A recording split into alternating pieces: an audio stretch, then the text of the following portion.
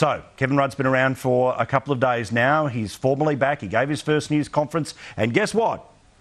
He's talking about the opposition when it comes to boats. He's trying to pretend that the Stop the Boats strategy, the one that Mark Latham agrees with, the one that Tony Abbott is pushing, the one that the majority of Australians believe is the way to go, this is the one that if we do it, there will be conflict with Indonesia. So instantly, people thought that meant, well, hang on, conflict? You mean a war with Indonesia? He eventually pulled it back a little bit and said, no, I'm talking more about a diplomatic conflict with Indonesia. And we all know how those can go. So basically, he repeated his suggestion that we could end up in a war with Indonesia if we turn around the boats that leave Indonesia.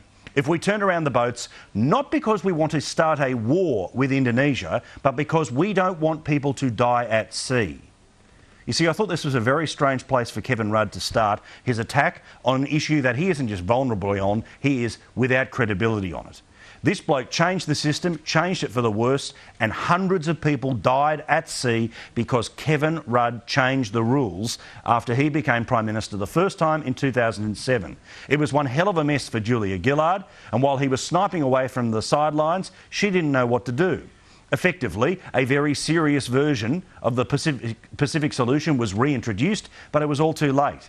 It was Kevin Rudd who opened up the floodgates. It was Kevin Rudd who changed the system. And how dare the reinvented 2.0 Kevin Rudd, the Kevin Rudd that the Canberra Press Gallery are just floating through without any serious questions, not even following up on serious questions, not even pushing him on things like the election date or his own opinion about asylum seekers. No, they just lapped it up because they've got a new Prime Minister, one who's going to attack Tony Abbott in a different way than Julia Gillard. So that's only the way they're going to run the story for the next little while. You see, the media narrative is that they're back in the fight. The media narrative is that we're back to square one.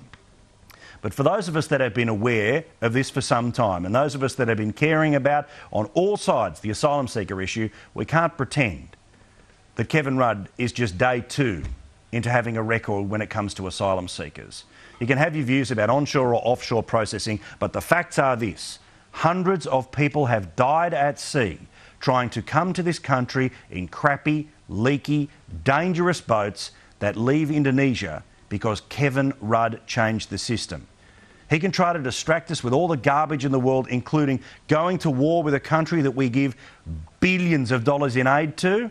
I don't think so. Kevin Rudd, you're going to have to come up with a new strategy. I get it, the media right now, they're loving it.